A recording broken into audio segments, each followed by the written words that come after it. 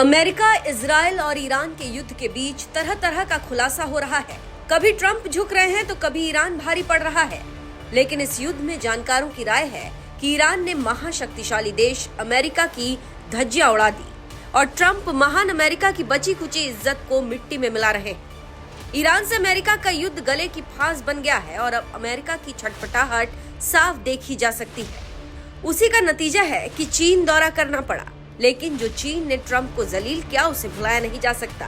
इसी बीच ट्रंप, जिसके लिए जाने जाते हैं, उस पर अमल करते हुए एक और फालतू का कानून लेकर आए, जिसे सुनकर पाकिस्तान, जो अमेरिका का दुलारा है और अमेरिका ईरान समझौता करा रहा है, उसने ट्रंप के मुंह पर करारा तमाचा मारते हुए अब्राहम अकॉर्ड में शामिल होने से इनकार कर दिया। विदेशी मामलों के जानकारों की माने तो पाकिस्तान के अब्राहम अकॉर्ड को लेकर वैचारिक लाइन है, जिसे वो दशकों से इस्लामिक दुनिया के सामने अपनी पहचान बताता आया है। लेकिन जैसे ही ट्रंप ने पाकिस्तान को ऐसा प्रस्ताव दे दिया जिसने इस्लामाबाद की सत्ता में बेचैनी फैला दी है, और जवाब देने मैदान में खुद उतरे पाकिस्तान के रक्षा मंत्री आसिफ ख्वाजा, जिन्होंने साफ साफ कह दिया कि हम किसी ऐसे समझौते का हिस्सा नहीं बन सकते जो हमारी मूल विचारधारा के खिलाफ हो। लेकिन सवाल यह है, क्या पाकिस्तान सच में अपनी विचारधारा बचा रहा है, या फिर उसे डर है कि इजराइल को मान्यता देते ही उसके भीतर राजनीतिक भूचाल आ जाएगा? क्योंकि कहानी यहीं से दिलचस्प होती है। इस समझौते में पहले ही यूएई और बहरीन शामिल हो चुके हैं। अब अमेरिका चाहता है कि सऊदी अरब, कतर, पाकिस्तान, तुर्की, मिस्र और जॉर्डन भी इस रास्ते पर आगे बढ़े। मतलब साफ है कि अमेरिका मध्य पूर्व का नया नक्शा तैयार कर रहा है और इस नक्शे में इजराइल को पूरी तरह स्वीकार करवाना वॉशिंगटन की सबसे बड़ी रणनीति बन चुकी है। लेकिन पाकिस्तान के लिए ये सिर्फ विदेश नीति का मुद्दा नहीं है, ये उसके इस्लामिक राष्ट्र वाले नैरेटिव से जुड़ा हुआ सवाल है। इसीलिए पाकिस्तान ने दो टूक इनकार कर दिया।